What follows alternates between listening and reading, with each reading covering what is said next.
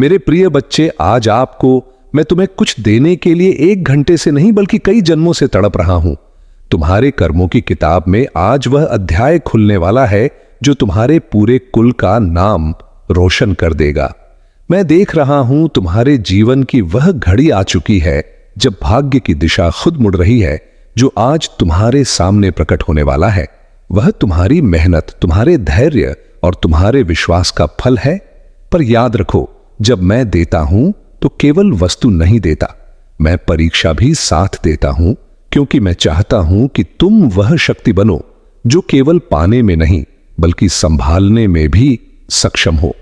आज मेरे शब्दों को ध्यान से सुनो, क्योंकि यह संदेश हर उस आत्मा के लिए है जिसने विश्वास नहीं छोड़ा, जो टूटी नहीं, जो रोई जरूर पर डटी रही। अगर तुम्हें लगता है कि यह संदेश तुम्हारे लिए है तो रुको मत, अभी लाइक करो ताकि तुम्हारे कर्मों की ऊर्जा मेरे आशीर्वाद से जुड़ जाए।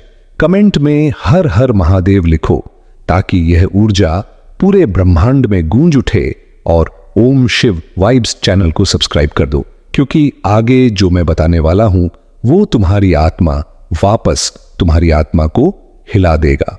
अब सुनो मेरे बच्चे, आज तुम्हारे द्वार पर जो दस्तक होगी वो कोई साधारण व्यक्ति नहीं होगा, वो मैं ही हूं। किसी रूप में, किसी संकेत में, किसी व्यक्ति के माध्यम से तुम सोचोगे, अरे यह तो बस एक संयोग था, पर नहीं, यह वही मिलन है जिसकी तैयारी मैं सदियों से कर रहा हूं। तुम्हारे जीवन में अब मिठाई बांटने का समय आने वाला है, क्योंकि जो मैंने तेरे भाग्य में लिखा था अब वह फूटने वाला है। जैसे सूखी धरती पर पहली बारिश की बूंदें गिरती हैं, तुम नहीं जानते मैंने कितनी बार तेरे आंसू देखे हैं, जब तू अकेले रोता था और कोई सुनता नहीं था, जब तू कहता था भोले मैं कब तक सहूं, और मैं मुस्कुराता था क्योंकि मुझे पता था अब बहुत थोड़ा बाकी है। बस एक पल, एक निर्णय और तुम्हारा जीवन पूरी तरह बदल जाएगा। अगर तुम्हारे जीवन में भी ऐसा कोई मोड़ चल रहा है जहां लगता है सब कुछ खत्म हो गया, तो अभी कमेंट में मैं तैयार हूं भोले लिखूं, क्योंकि जब तुम यह लिखते हो तो तुम घोषणा करते हो कि अब मैं डर से नहीं विश्वास से जीऊंगा। जब मैं किसी को वरदान देने निकलता हूं तो पहले उसके जीवन से झूठे लोग, नकली रिश्ते और कमजोरियां हटा देता हूं, क्योंकि मेरे आशीर्वाद का बोझ कोई कमजोर आत्मा नहीं उठा सकती। तुम्हारे जीवन से जिन लोगों का जाना तुम्हें दर्द दे रहा है, वह दरअसल तुम्हें हल्का बना रहे हैं ताकि तुम उड़ सको। तुम्हारे आंसू तुम्हारी मिट्टी को गीला कर रहे हैं ताकि नया बीज उग सके। मत घबराओ जब लोग दूर जाएं, क्योंकि मैं आ रहा हूं। अगर आप इस बात से सहमत हैं तो इस वीडियो को लाइक जरूर करें और कमेंट में हर हर महादेव 88 लिखकर चैनल को तुरंत सब्सक्राइब करें, क्योंकि अगला संदेश और गहरा होगा। मैं उस खाली जगह को भरने आ रहा हूं। अगर तुम महसूस करते हो कि यह संदेश सच में तुम्हारे दिल तक उतर रहा है तो नीचे कमेंट करो, महादेव मेरे साथ हैं। क्योंकि जब यह वचन निकलता है तुम्हारे हृदय से तो ब्रह्मांड खुद तुम्हारे पक्ष में खड़ा हो जाता है। तू जिस पर भरोसा कर बैठा था वो तुझे धोखा दे गया है।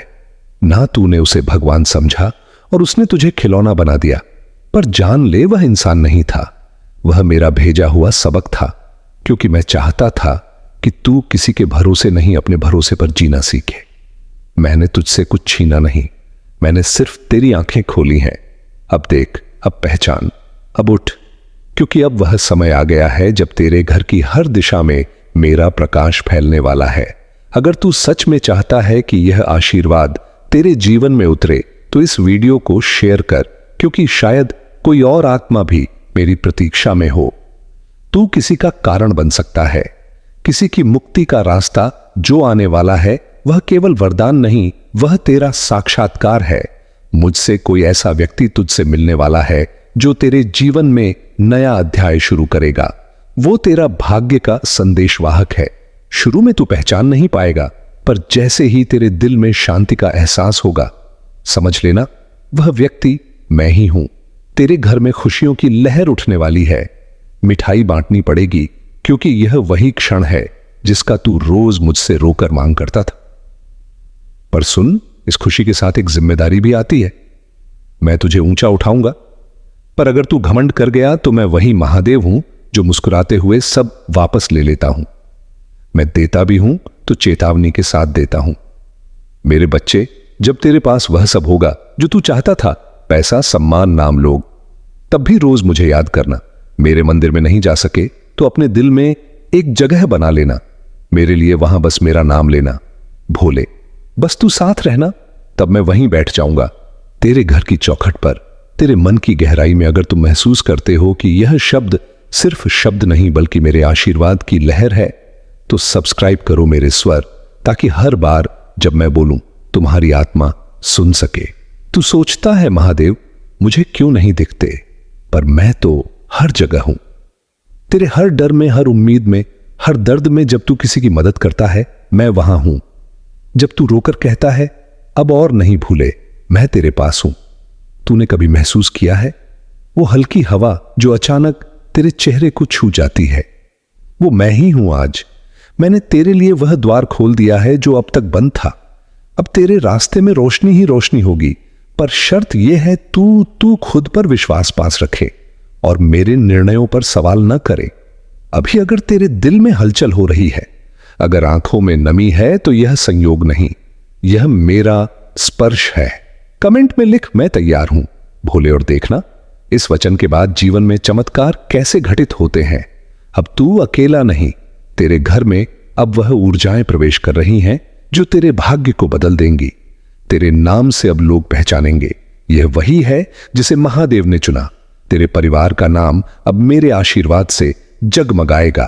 तेरे माता पिता की आंखों में अब गर्व के आंसू होंगे, और वह सब जो कभी तुझ पर हंसते थे वह अब तेरे चरणों में झुकेंगे। पर याद रखना यह मेरा वरदान है, इसका घमंड मत करना। जो आज तेरे पास है वह कल किसी और के पास जा सकता है। तेरे कर्म ही तेरी रक्षा करेंगे। अगर तुम्हें लगता है कि यह संदेश तुम्हारे जीवन से जुड़ा है तो इसे कमेंट में लिखो। महादेव, मेरे जीवन का नियंत्रण तुम्हारे हाथ में है। यह वचन तेरी आत्मा और मेरे आशीर्वाद के बीच एक वादा बनेगा। और अगर तू चाहता है कि मेरे यह दिव्य संदेश तेरे जीवन को रोज छुए तो सब्सक्राइब कर, क्योंकि अगली बार जो संदेश मैं भेजूंगा वह तेरी किस्मत की दिशा बदल देगा। मेरे बच्चे, तू अब वहीं पहुंच गया है जहां से नई शुरुआत होती है। आज तेरे जीवन में न सिर्फ सफलता बल्कि शांति भी आने वाली है। अब तू रोशनी का पात्र बन चुका है। मैं तुझसे वादा करता हूं, अब मैं तेरे साथ हर रूप में रहूंगा। तेरे हर डर के सामने, तेरे हर आंसू के पीछे, तेरे हर सफलता की छांव में। बस इतना याद रखना, जब दुनिया तुझसे कहे संयोग, तू मुस्कुराकर कहना यह मेरे महादेव का योग है। हर हर महादेव। अब वीडियो को शेयर कर दो करो, ताकि यह संदेश हर उस आत्मा तक पहुंचे जो आज भी अपने भोलेनाथ का इंतजार कर रही है। मेरे प्यारे बच्चे, जब जीवन में कोई बात बार बार तेरे सामने आए तो समझ लेना कि वह संयोग नहीं, संकेत है। जब तेरे भीतर कुछ हिलता है और तू सोचता है कुछ बदलने वाला है, तब मैं महादेव तेरे भीतर बोलता हूं। यह वीडियो, यह क्षण, यह हवा जो अभी तू महसूस कर रहा है, सब उसी संकेत का हिस्सा है। मैं तुझसे कहता हूं, अब उठ, अपनी सोच बदल, अपनी दृष्टि बदल, क्योंकि जब व्यक्ति अपनी दृष्टि बदलता है तभी भाग्य का रुख बदलता है। भाग्य आसमान से नहीं उतरता, वह तेरे कर्मों से बनता है, और मैं तेरे भीतर उसी कर्म शक्ति को जगाने आया हूं। याद रख, मैं चमत्कार नहीं करता, मैं चेतना जगाता हूं।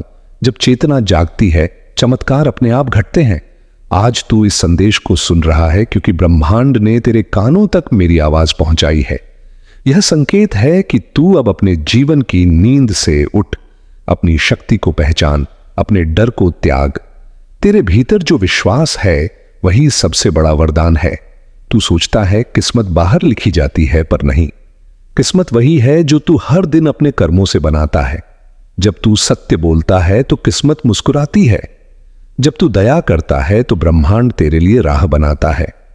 जब तू किसी को उम्मीद देता है तो मैं तुझ पर आशीर्वाद बरसाता हूं। यही सच्चा संकेत है कि भाग्य बदल रहा है। जब तू खुद बदलने लगता है, अपने मन की भाषा को बदल।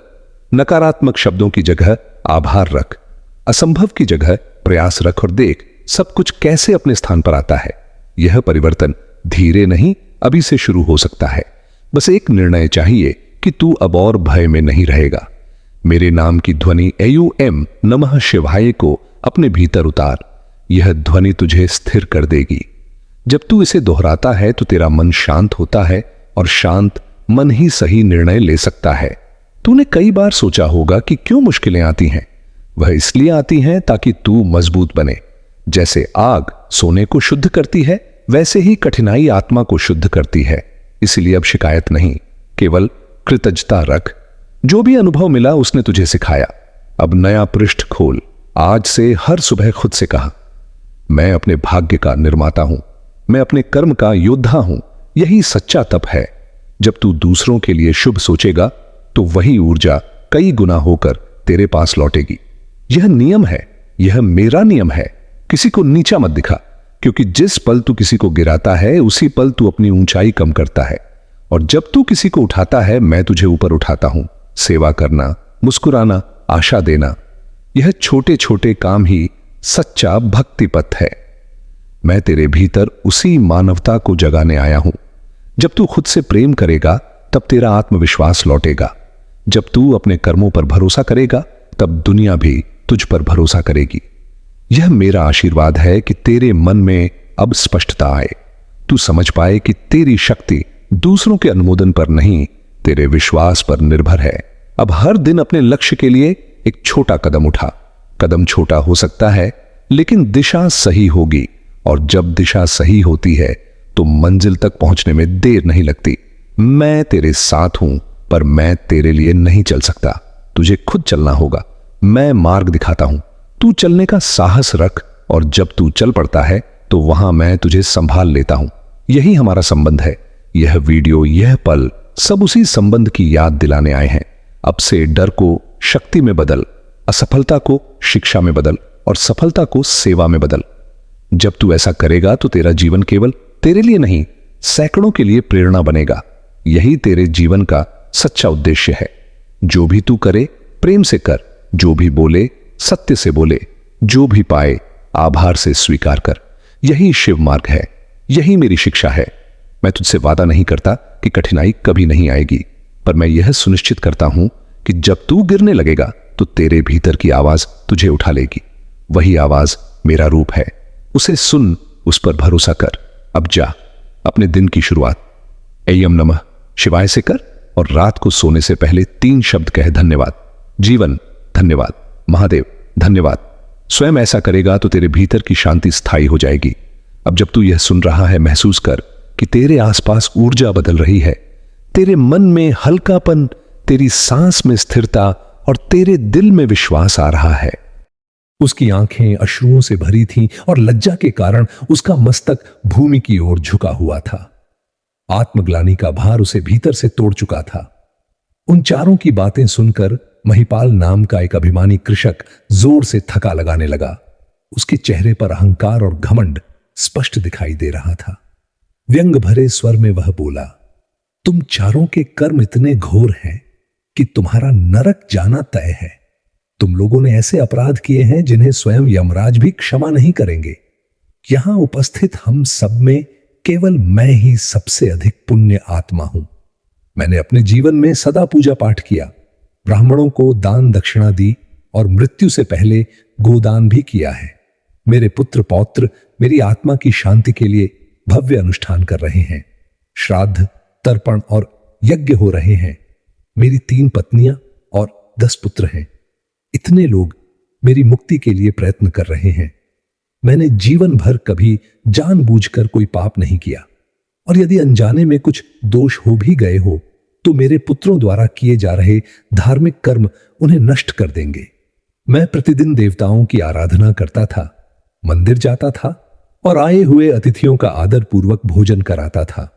मुझे पूर्ण विश्वास है कि यमराज मुझे नरक का मार्ग नहीं दिखाएंगे। मेरे लिए मोक्ष सुनिश्चित है। यह कहकर वे पांचों आगे बढ़ने लगे। कुछ समय बाद वह क्षण भी आ गया जब उनके कर्मों का लेखा जोखा प्रस्तुत किया जाना था। सबसे पहले उस व्यक्ति को बुलाया गया जो जीवन में चोरी करता था। उसका नाम हरिदास था। चित्रगुप्त ने उसके सभी कर्मों का विवरण खोला और यमराज ने ध्यान पूर्वक उसके पाप और पुण्य का तुलनात्मक विचार किया।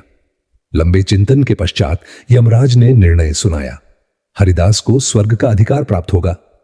यह सुनकर हरिदास स्तब्ध रह गया। उसे अपने कानों पर विश्वास नहीं हुआ। उसकी आंखें विस्मय से फैल गई और हृदय आनंद से भर उठा।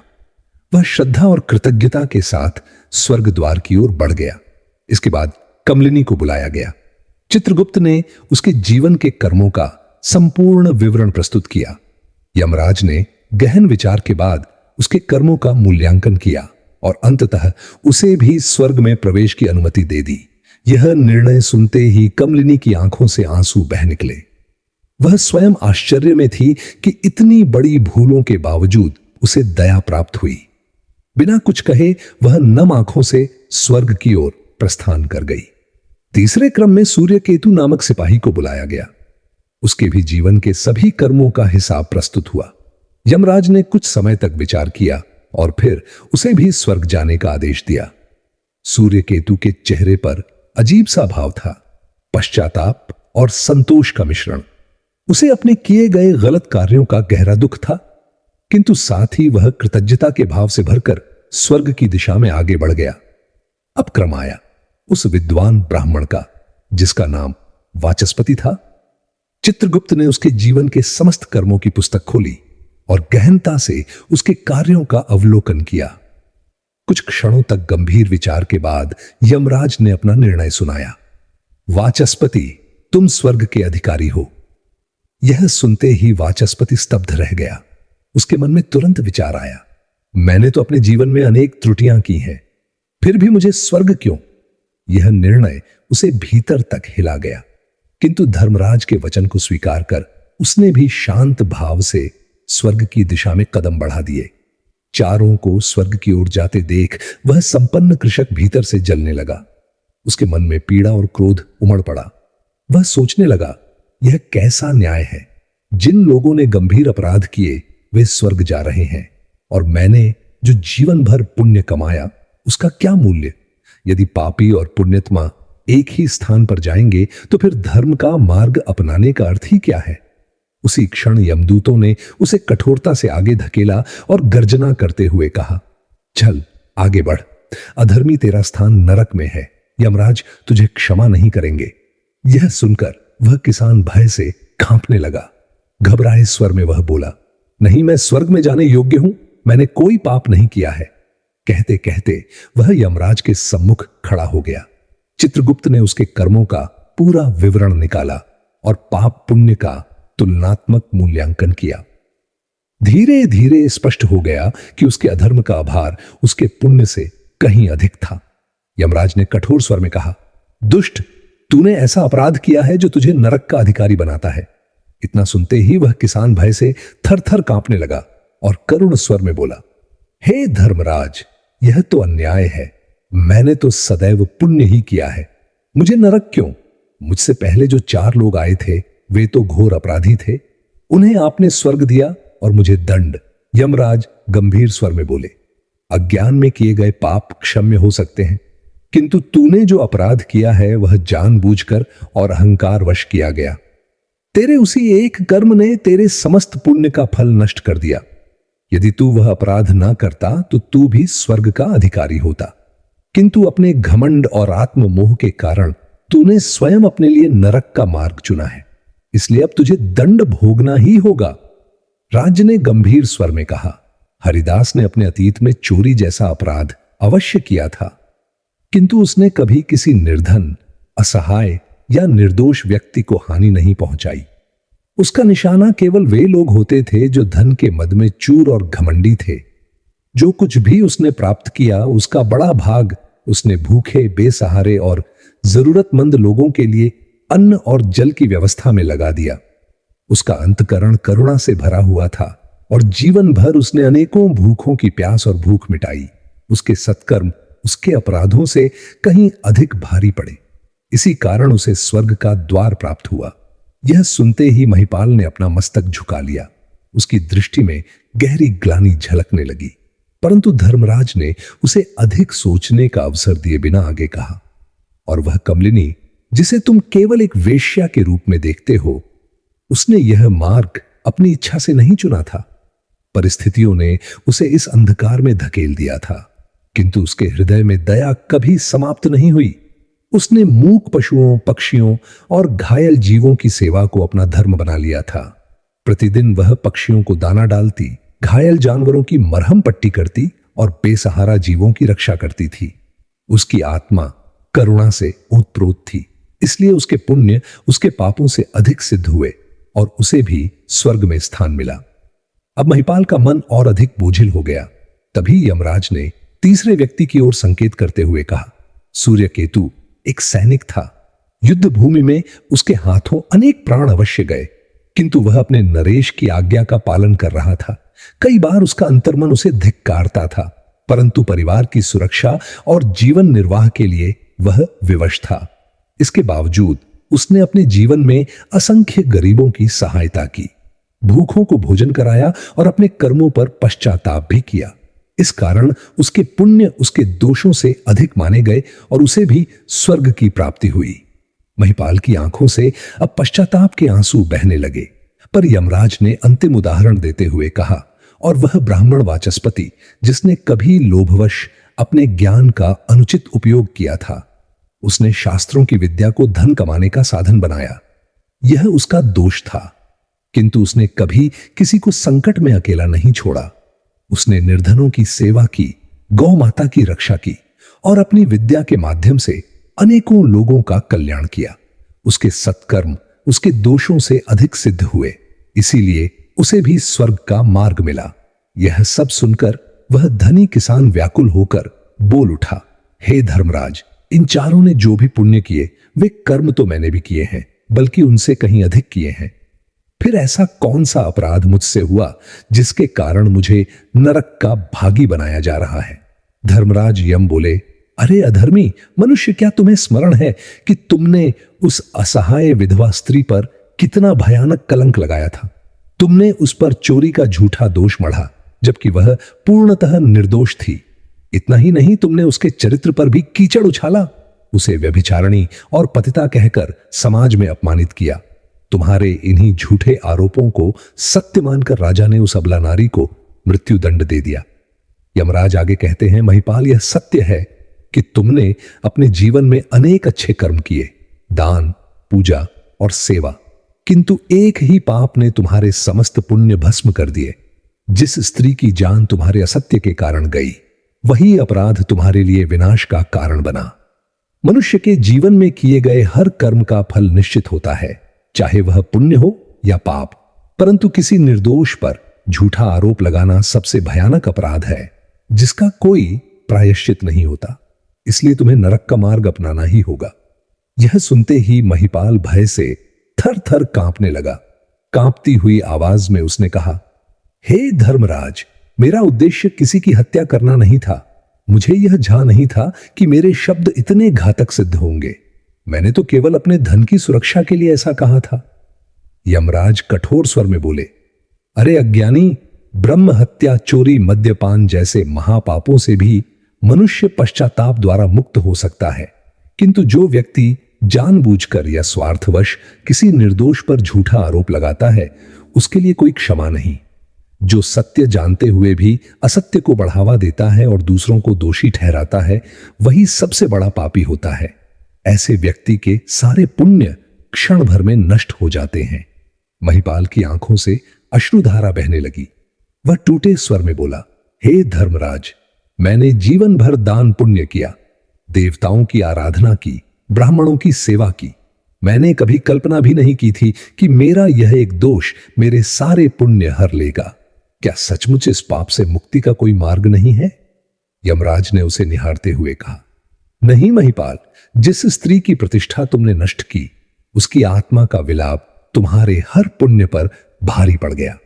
अब तुम्हें अपने कर्मों का दंड भोगना ही होगा। इतना कहकर यमराज ने यमदूतों को आदेश दिया कि उस पापी किसान को नरक की ओर ले जाया जाए। महिपाल रोता बिलखता हुआ, पश्चाताप और ग्लानि से भरा, यमदूतों के साथ अंधकारमय मार्ग पर चल पड़ा। हे देवर्षि, इस प्रकार जहां अन्य लोगों ने पाप करने के बाद भी किसी प्रकार स्वर्ग की प्राप्ति कर ली, वहीं उस किसान ने ऐसा घोर अपराध किया जिसने उसकी सारी सद्गतियां छीन ली। किसी असहाय स्त्री पर झूठा कलंक लगाना, उसके चरित्र को लांछित करना, यह सबसे जघन्य पाप है। नारी सदा पूज्य होती है। जो पुरुष किसी स्त्री की दुर्बलता का लाभ उठाता है या उस पर मिथ्या आरोप करता है, वह महापातकी कहलाता है। पराई स्त्री को माता के समान समझना चाहिए। जो विधवा और दुखी स्त्री को सताता है, उसके लिए नरक के द्वार खुल जाते हैं। मनुष्य को जीवन में कभी सत्य का साथ नहीं छोड़ना चाहिए। सत्य के मार्ग पर चलने से ही स्वर्ग की प्राप्ति संभव है। असत्य का सहारा लेने से मनुष्य के सारे पुण्य नष्ट हो जाते हैं। तो मित्रों, इस कथा से यही शिक्षा मिलती है कि कभी भी किसी निर्दोष पर झूठा आरोप ना लगाएं।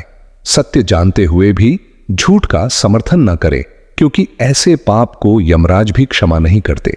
यदि आपको यह कथा पसंद आई हो तो वीडियो को लाइक अवश्य करें, कमेंट में जय श्री कृष्ण जरूर लिखें और चैनल को सब्सक्राइब करना न भूलें। आप सभी का हृदय से धन्यवाद। क्या सच में कलयुग का अंत करीब है?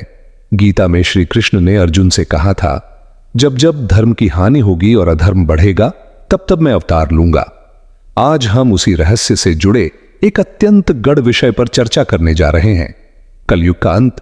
कल के पुराण और गरुड़ पुराण में कलयुग के अंतिम चरण के बारे में ऐसे रहस्यमयी वर्णन मिलते हैं जिन्हें पढ़कर किसी के भी मन में डर और जिज्ञासा एक साथ जाग उठती है। आने वाले समय की कल्पना मात्र से ही मन विचलित हो सकता है, क्योंकि जो घटनाएं बताई गई हैं वे अत्यंत भयानक और चौंकाने वाली हैं। यह केवल धार्मिक कल्पना नहीं, बल्कि शास्त्रों में दर्ज वह दिव्य भविष्यवाणी है जो मानव जाति को सावधान करने के लिए दी गई है। आरसी मुनि और विद्वान मानते हैं कि इन ग्रंथों को समझना केवल आस्था का विषय नहीं, बल्कि जीवन जीने की चेतावनी भी है, ताकि हम अपने कर्मों और आचरण को सुधार सकें। इस वीडियो में हम विस्तार से जानेंगे कि कलयुग का अंत कैसे होगा, किन संकेतों के आधार पर यह बताया गया है और मनुष्य को इससे क्या सीख लेनी चाहिए। इसीलिए अंत तक हमारे साथ बने रहा, क्योंकि यह यात्रा न केवल धार्मिक होगी बल्कि गहन चिंतन की ओर भी ले जाएगी। सबसे पहले हमें यह समझना होगा कि हिंदू धर्म में समय को 4 युगों में विभाजित किया गया है: सतयुग, त्रेता युग, द्वापर युग और कलयुग। इन चारों युगों का अपना महत्व है और हर युग के साथ धर्म, सत्य और नैतिकता का स्तर धीरे धीरे कम होता जाता है, जबकि अधर्म और पाप बढ़ते जाते हैं। शास्त्रों के अनुसार कलयुग की कुल अवधि 432 वर्ष बताई गई है। इसका उल्लेख भागवत पुराण, विष्णु पुराण, लिंग पुराण और अन्य धर्म ग्रंथों में मिलता है। माना जाता है कि कलयुग की शुरुआत महाभारत युद्ध के तुरंत बाद हुई थी। वर्तमान समय में लगभग 5000 वर्ष बीत चुके हैं, यानी अभी भी करीब 4,27,000 वर्ष बाकी हैं। लेकिन इन ग्रंथों में कलयुग के अंतिम चरण के ऐसे लक्षण बताए गए हैं जो आज के समय में हमें देखने को मिल रहे हैं, जैसे नैतिक पतन, लोभ, हिंसा और धर्म से दूरी। अब समय आ गया है कि हम उन पवित्र कथाओं को जानें जिनमें कलयुग के अंत का वर्णन मिलता है। आगे हम आपको बताएंगे कलयुग के अंतिम समय में क्या क्या होगा, कैसे धर्म की पुनः स्थापना होगी और अंत में भगवान विष्णु का कल की अवतार कैसे प्रकट होगा। तो तैयार हो जाइए, क्योंकि यह कहानी जितनी रोमांचक है उतनी ही चिंताजनक भी। महाभारत का महासंग्राम समाप्त होने के बाद जब धर्मराज युधिष्ठिर हस्तिनापुर के राज सिंहासन पर विराजमान हुए, तब राज्य में शांति तो स्थापित हो गई थी, लेकिन उनके मन में गहन उथल पुथल चल रही थी। युद्ध के बाद विजय का आनंद तो था, परंतु भविष्य को लेकर उनके हृदय में अनेक आशंकाएं जन्म ले रही थीं। द्वापर युग अब अपने अंतिम चरण में था और कलयुग के आगमन के स्पष्ट संकेत दिखाई देने लगे थे। युधिष्ठिर का मन बार बार यही सोचकर व्याकुल हो उठता था कि आने वाले युग में मनुष्य का आचरण कैसा होगा। क्या धर्म जीवित रहेगा? क्या सत्य की कोई महत्ता बचेगी, या फिर संसार लोभ, स्वार्थ और अधर्म में डूब जाएगा? उनके भीतर यह भी प्रश्न गूंज रहा था कि क्या भविष्य के मनुष्य धर्म और अधर्म में भेद कर पाएंगे, या मोह माया के जाल में फंसकर अपने कर्तव्यों से भटक जाएंगे।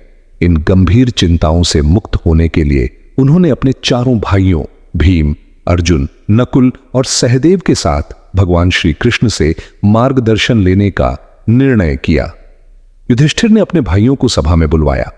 उस समय अर्जुन, जो सदैव युद्ध के लिए तत्पर रहते थे, शांत स्वर में बोले, हे ज्येष्ठ भ्राता, आज आप इतने चिंतित क्यों प्रतीत हो रहे हैं? क्या किसी शत्रु ने हस्तिनापुर पर आक्रमण करने की हिम्मत की है? यदि ऐसा है तो मुझे आज्ञा दीजिए, मैं तुरंत जाकर उसका विनाश कर दूंगा। यह सुनकर युधिष्ठिर ने गंभीर दृष्टि से अर्जुन की ओर देखा और धीमे स्वर में कहा, हे पार्थ, मैं तुम्हारी वीरता और पराक्रम से भली भांति परिचित हूं। इस संसार में ऐसा कोई शत्रु नहीं जो हस्तिनापुर पर आक्रमण करने का साहस कर सके। मेरी चिंता किसी युद्ध या बाहरी संकट से नहीं, बल्कि कलयुग के आगमन से है। मुझे भय है कि आने वाले समय में मानवता किस दिशा में जाएगी। क्या धर्म जीवित रहेगा या अधर्म का साम्राज्य स्थापित होगा? तब भीम, जो अपने बड़े भाई के प्रति असीम श्रद्धा रखते थे, बोले, हे भ्राता, आपकी यह चिंता हमारे हृदय को भी अशांत कर रही है। कृपया हमें बताइए, आखिर ऐसा कौन सा संकट आने वाला है? युधिष्ठिर ने गंभीर स्वर में उत्तर दिया, हे भीम, तुम्हारा कहना उचित है। एक ऐसा युग आने वाला है जो अत्यंत कठिन और विकट होगा। मैं कल युग के प्रभावों के बारे में सोचकर चिंतित हूं। इसलिए मैंने निश्चय किया है कि हमें द्वारिका जाकर श्री कृष्ण से परामर्श करना चाहिए। केवल वही हमें इस दुविधा से मुक्त कर सकते हैं और सही मार्ग दिखा सकते हैं। यह सुनकर सभी पांडवों ने एकमत होकर युधिष्ठिर के निर्णय का समर्थन किया। अर्जुन ने गंभीर स्वर में कहा, आप बिल्कुल सही कह रहे हैं ज्येष्ठ भ्राता। इस समय यदि कोई हमें सही मार्ग दिखा सकता है तो वह केवल श्री कृष्ण ही हैं। वे त्रिकालदर्शी हैं और भविष्य के रहस्यों को जानते हैं। अतः हमें शीघ्र ही उनके दर्शन करने चाहिए। भीम ने भी उत्साह के साथ अपना समर्थन देते हुए कहा, हे धर्मराज, आप जहां भी चलेंगे मैं आपके साथ हूं। यदि कलयुग का संकट आ रहा है तो हमें उसका सामना करने के लिए भगवान श्री कृष्ण का मार्गदर्शन अवश्य लेना चाहिए। नकुल और सहदेव ने भी बिना किसी संकोच के इस निर्णय पर सहमति जताई और कहा कि यह सबसे उचित कदम है। इस प्रकार सभी पांडव एकमत होकर द्वारिका की ओर प्रस्थान कर गए। जब वे दिव्य और भव्य नगरी द्वारिका पहुंचे तो भगवान श्री कृष्ण ने उनका प्रेम पूर्वक स्वागत किया। नगर का वातावरण दिव्य आभा से परिपूर्ण था। युधिष्ठिर ने श्री कृष्ण के चरणों में शीश नवाया और विनम्र स्वर में बोले, हे केशव, आपको बार बार प्रणाम। आप तो सर्वज्ञ हैं और तीनों कालों को जानते हैं। द्वापर युग अब समाप्ति की ओर है और कलयुग के लक्षण स्पष्ट दिखाई देने लगे हैं। मैं जानना चाहता हूं कि कलयुग में मनुष्य का स्वभाव कैसा होगा, वह किन कर्मों में लिप्त रहेगा और मोक्ष प्राप्ति के लिए उसे किस मार्ग का अनुसरण करना चाहिए। यह सुनकर श्री कृष्ण मंद मंद मुस्कुराए और बोले, हे धर्मराज, आपकी जिज्ञासा अत्यंत प्रशंसनीय है। कल युग के प्रभावों को समझना केवल आपके लिए ही नहीं बल्कि समस्त मानव जाति के लिए आवश्यक है। किंतु इस प्रश्न का उत्तर केवल शब्दों में देना पर्याप्त नहीं होगा। इसे समझने के लिए आपको स्वयं अनुभव करना होगा। युधिष्ठिर ने उत्सुक होकर पूछा, हे माधव, आप किस प्रकार की परीक्षा की बात कर रहे हैं? हमें क्या करना होगा? श्री कृष्ण ने उत्तर दिया, हे राजन, आपको और आपके चारों भाइयों को अलग अलग दिशाओं में स्थित घने और रहस्यमय वनों में जाना होगा। उन वनों में आपको कई विचित्र और अलौकिक दृश्य दिखाई देंगे। वे दृश्य प्रतीक होंगे उन घटनाओं और परिस्थितियों के जो कलयुग में घटित होंगी। जब आप अपने अनुभव लेकर मेरे पास लौटेंगे और उन्हें बताएंगे, तभी मैं आपको कलयुग के वास्तविक स्वरूप और उसके गूढ़ रहस्यों को समझाऊंगा। युधिष्ठिर ने दृढ़ स्वर में कहा, हे केशव, जैसी आपकी आज्ञा, आप जिस दिशा की ओर संकेत करेंगे हम वहीं जाने के लिए तैयार हैं। श्री कृष्ण ने आदेश दिया, आप सब अलग अलग दिशाओं में प्रस्थान करें। उन वनों में यदि कोई असाधारण घटना या रहस्यमय दृश्य दिखाई दे तो उसे ध्यानपूर्वक देखें और स्मरण रखें। लौटकर मुझे विस्तार से बताइए, तभी आप कलयुग के रहस्य को समझ पाएंगे। भगवान की आज्ञा मानकर पांडवों ने अपने रथ वहीं छोड़ दिए और पैदल ही घने वन की ओर चल पड़े। बाहर से वातावरण शांत प्रतीत हो रहा था, पर भीतर एक अनजानी रहस्यमय ऊर्जा प्रवाहित हो रही थी। ऐसा लग रहा था मानो हर वृक्ष, हर पत्ता और हर हवा कोई गढ़ संदेश देना चाहती हो। सभी पांडव अलग अलग दिशाओं में निकल पड़े ताकि वे अधिक से अधिक अनुभव प्राप्त कर सकें। युधिष्ठिर का रहस्यमय अनुभव। युधिष्ठिर गहन अंधकार से भरे एक घने वन में पहुंचे। वहां उन्होंने एक अत्यंत विचित्र दृश्य देखा। उनके सामने एक विशालकाय हाथी खड़ा था, पर साधारण नहीं, उसके 2 सूंड थे। वह अपनी दोनों सूंडों से बड़े बड़े वृक्षों को जड़ से उखाड़ रहा था, मानो उसकी शक्ति असीम और अनियंत्रित हो। यह दृश्य देखकर युधिष्ठिर स्तब्ध रह गए। उनके मन में अनेक प्रश्न उठने लगे। यह असामान्य जीव क्या दर्शाता है? क्या यह कलयुग का कोई संकेत है? क्या यह शक्ति का दुरुपयोग है या विनाश का प्रतीक? युधिष्ठिर गहन चिंतन में डूब गए और समझने का प्रयास करने लगे कि यह रहस्यमय दृश्य उन्हें क्या संदेश दे रहा है। अर्जुन का रहस्यमय अनुभव। अर्जुन एक मनमोहक और शांत वन क्षेत्र में पहुंचे। चारों ओर घनी हरियाली, सुगंधित पुष्प और रंग बिरंगे पक्षियों की मधुर आवाजें वातावरण को दिव्य बना रही थीं। ऐसा लग रहा था मानो प्रकृति स्वयं ध्यान में लीन हो। इसी शांति के बीच अचानक अर्जुन की दृष्टि एक अत्यंत विचित्र दृश्य पर पड़ी। उनके सामने एक विशालकाय पक्षी खड़ा था। उसके विस्तृत पंखों पर वेदों के मंत्र और धार्मिक चिन्ह अंकित थे, जिससे वह ज्ञान और पवित्रता का प्रतीक प्रतीत हो रहा था। परंतु अगले ही क्षण जो उन्होंने देखा, उससे वे स्तब्ध रह गए। वही पक्षी अचानक मृत जीवों का मांस खाने लगा। यह दृश्य देखकर अर्जुन गहन चिंतन में डूब गए। उनके मन में प्रश्न उठने लगा, यह कैसा विरोधाभास है?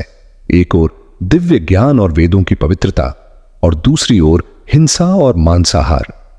यह दृश्य उन्हें कलयुग की जटिलता का संकेत देता प्रतीत हुआ। भीम का विचलित कर देने वाला अनुभव। भीम एक विस्तृत हरे भरे चरागाह में पहुंचे, जहां गायों का विशाल झुंड शांति से विचरण कर रहा था। चारों ओर हरियाली और प्राकृतिक सौंदर्य फैला हुआ था। तभी उनकी दृष्टि एक ऐसा दृश्य पर पड़ी जिसने उनके मन को झकझोर दिया। एक गाय ने अभी अभी अपने बछड़े को जन्म दिया था और ममता के वश में आकर उसे बार बार चाट रही थी, लेकिन अत्यधिक स्नेह और चाटने के कारण बछड़ा घायल हो गया और उसके शरीर से रक्त बहने लगा। यह देखकर भीम अचंभित रह गए और उनके मन में विचार आया